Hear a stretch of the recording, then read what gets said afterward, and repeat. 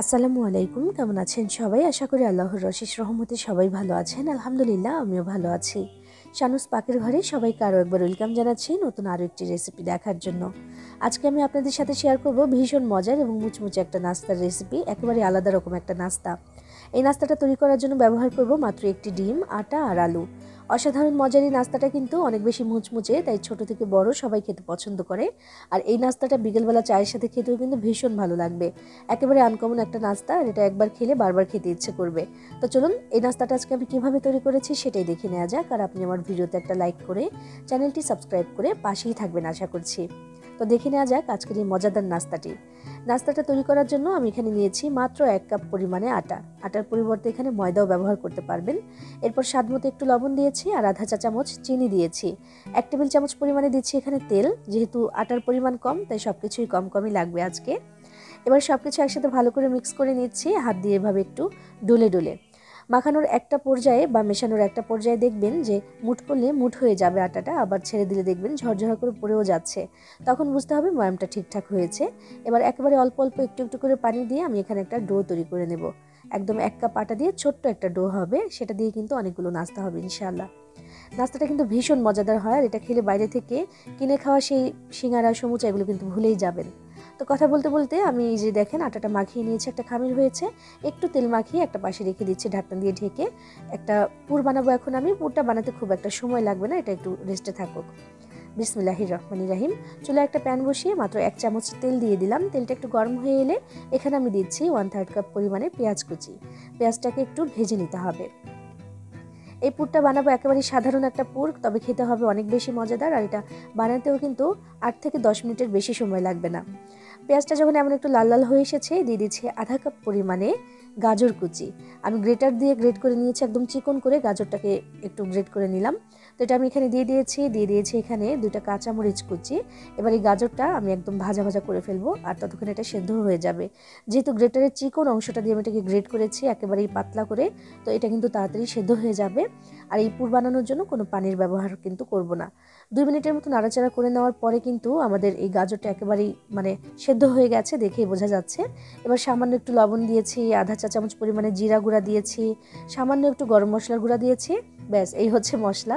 এবার 1 টেবিল চামচের মতো পানি দিয়ে দিলাম। ওই যে গুঁড়া একটু মশলা দিয়েছি, ওইটা যেন মিশে যায় সেজন্য একটু পানি দিয়েছি। এটা নাড়াচাড়া করে একটু মিশিয়ে নেওয়ার পরে এখানে আমি দিয়ে দেবো আলু।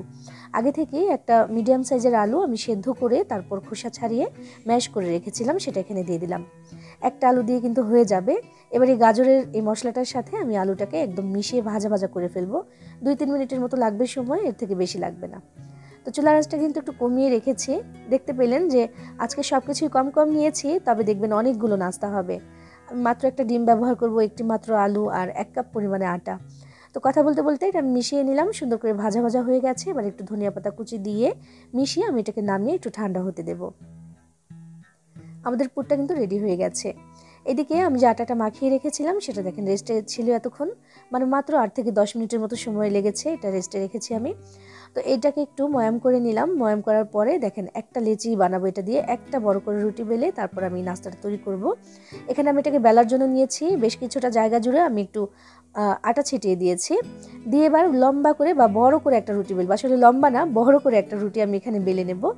একটু পাতলা করব। প্রথম অবস্থায় এটা বেশি পাতলা না হলেও চলবে, কারণ পরবর্তীতে আবারও বেলবো, তখন এটা পাতলা করতে হবে। তো বেশ বড় সাইজের একটা রুটি বেলেছি।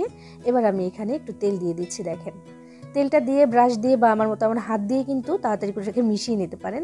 আমি হাত দিয়ে তাড়াতাড়ি করে মিশিয়ে নিচ্ছি। মেশানো হয়ে গেলে একটু আটা ছিটিয়ে দেবো এই তেলের উপরে।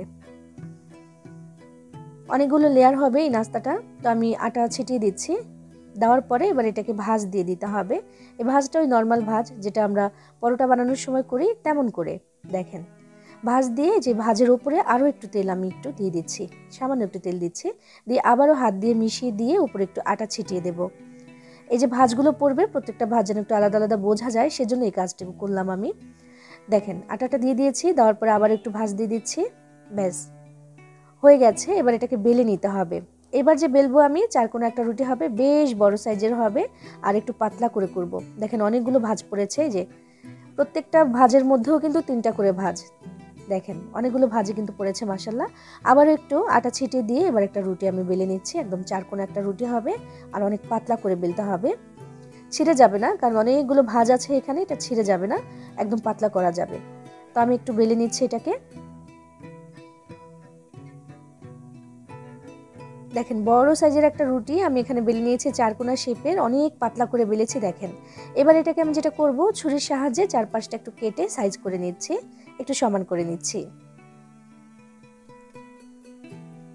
একটু সমান করে নিলে সুন্দর লাগবে দেখতে নাস্তাটা, আর সাইড থেকে বেশি কিন্তু বাদ দিতেও হবে না, এই জন্য একটু সাইজ করে নিলাম আমি। করে নেওয়া হয়ে গেলে এবার এখানে দিতে হবে পুর। আমি যে পুরটা বানিয়েছিলাম না, ওই পুরটা কিন্তু একদম ঠান্ডা হয়ে গেছে। বাড়তি অংশটা দেখালাম না যে কেটে নিয়েছি, ওইটা কিন্তু ফেলে দেবো না, ওইটা আমি তেলে ভেজেই নেব, একদম কড়কড়া টাইপের হবে। আর এদিকে এই যে যে পুরটা আমি বানিয়েছিলাম সেটা আমি এখানে দিয়ে দিচ্ছি, সম্পূর্ণটাই দিয়ে দেব। যেহেতু একটা বড় সাইজের রুটি বেলেছি, একবার এই নাস্তাটা তৈরি করব, তাই পুরটাও আমি সম্পূর্ণটাই এভাবে করে দিয়ে দিলাম। পুরোটা দিয়ে তারপরে চামচটা দিয়ে সুন্দর করে একটু গুছিয়ে সাইজ করে দিতে হবে। এখানে একটু সমান করে দিলে তারপর কিন্তু ভাঁজটাও সুন্দর হবে, এই জন্য চামচটা দিয়ে একদম সুন্দর লম্বা করে আমি সমান করে দিয়েছি, একটু চ্যাপ্টা করে। এইবার কিছুই না, দেখতে একটু মানে দেখে একটু বুঝে নিতে হবে যে এইভাবে করে একটু আমি এটাকে সুন্দর করে ভাঁজ দিয়ে দিচ্ছি। দেখেন একদম চ্যাপটা করে ভাঁজ দিয়ে তারপর হাতের সাহায্যে একটু চেপে চেপে সুন্দর করে আমি যেন মানে যেই ইয়েটা হয়েছে, শেপটা হয়েছে, ওটা যেন নষ্ট হয়ে না যায় সেদিকে একটু খেয়াল রেখে একটু চেপে চেপে দিচ্ছি। দেখেন এবার যে বাড়তি অংশটা একদম শেষের মাথাটা, ওইখানে একটু পানি লাগিয়ে তারপরে আমি আটকে দেব। এই পানিটা কিন্তু আঠার কাজ করবে। নাস্তাটা বানিয়ে নেওয়া কিন্তু আমার কাছে মোটেও ঝামেলার মনে হয়নি। আর এই ধরনের নাস্তাগুলো বানালে আমার একটু কষ্ট করতেই হবে, আর কষ্টের ফলটা কিন্তু অনেক ভালোও হয়, অনেক বেশি মজাদার হয় এই নাস্তাগুলো, যেমন মুচমুচে তেমনই মজাদার। এবার দেখেন আমি এটাকে কেটে নিচ্ছি, ঠিক এইভাবে 3 কোনা করে আমি কেটে নিচ্ছি। তবে ওই যে সরু মাথাটা ওইটা যেন একদম কেটে না ফেলা হয়, সেদিকে একটু খেয়াল রাখবেন, যেন জোড়াটা যেন থাকে। দেখেন আমি দেখিয়ে দিচ্ছি। এই যে নাস্তাগুলো, এগুলো কিন্তু সাইজে বেশ বড় বড় হবে, আর ভাজার পর আবার একটু ফুলবে হয়তোবা, তো সেজন্যই অনেকটা ফুলবে এটা, আর অনেকটা বড়ও হবে। দেখেন আমি কেটে নিয়েছি যে 2টা মাথা, এগুলো আলাদা করে রাখলাম, লাস্টে ভাজবো এগুলোকে। এই যে দেখেন সরু যে মাথাটা, ওইটা একটু খেয়াল করে দেখেন, আমি কিন্তু এটাকে একদম কেটে ফেলিনি, একদম জয়েন্ট আছে ওইখান দিয়ে, তো এমনই থাকবে, মাশাআল্লাহ খুব সুন্দরও লাগছে। এবার এগুলোকে একটা পাশে রেখে একটা ডিম নিয়েছি আমি, একটা বাটির মধ্যে ডিমটাকে আমি ভেঙে নিলাম। এরপর এর মধ্যে দিয়ে দেবো আমি সামান্য একটু লবণ, ওই 1 চিমটির মতো একটু লবণ দিয়ে দিচ্ছি। আর দিয়ে দিচ্ছি চটপটা করার জন্য একটু চিলি ফ্লেক্স, আধা চা চামচ দিয়ে দিয়েছি এখানে আমি চিলি ফ্লেক্স। এবার ডিমটাকে আমি সুন্দর করে ফেটে নিচ্ছি। এই ডিমের মধ্যে ডিপ করে করে বা চুবিয়ে চুবিয়ে কিন্তু আমি নাস্তাগুলোকে এখন ভাজবো। এতে করে দেখতে যেমন সুন্দর লাগবে, খেতেও কিন্তু অনেক বেশি মজাদার লাগবে। তো আমি এখানে তেল গরম করে নিচ্ছি। তেল দিয়েছি খুব বেশি না, অল্প পরিমাণেই দিয়েছি, সেটা নাস্তা দিলেই বোঝা যাবে যে অনেক পরিমাণে দেই নিজে। তো দেখেন এক একটা নাস্তা এমন করে আমি এখানে মানে এই ডিমের মিশ্রণটার মধ্যে চুবিয়ে দিয়ে দিচ্ছি। বিসমিল্লাহির রহমানির রহিম। তেলটাকে একটু গরম করে আমি মিডিয়াম আঁচে করে নিয়েছি চুলাটাকে, খুব বেশি বাড়িয়ে দেওয়ার দরকার নেই, যেন ভালো মতো ভাজা হতে পারে, এজন্য কিন্তু আমি মিডিয়াম আঁচে রেখেছি। এবার এক এক করে আমি এই নাস্তাগুলোকে ডিমের মধ্যে চুবিয়ে দিয়ে দিচ্ছি। ডিমের মধ্যে চুবানোর কারণে কিন্তু দেখতে অনেক বেশি আকর্ষণীয় লাগবে, আর খেতে তো অবশ্যই মজাদার হবে। ডিমের যে কোনো নাস্তাই মজাদার হয়, নাস্তা কেন ডিমের যে কোনো কিছুই আমার ভালো লাগে খেতে। তো যে দেখেন দিয়ে দেওয়ার পরে 2 মিনিটের মতো অপেক্ষা করেছি, তারপর আমি এগুলোকে উল্টে দিচ্ছি, উল্টে পাল্টে সুন্দর করে আমি এগুলোকে ভেজে নেব একদম মুচমুচে করে।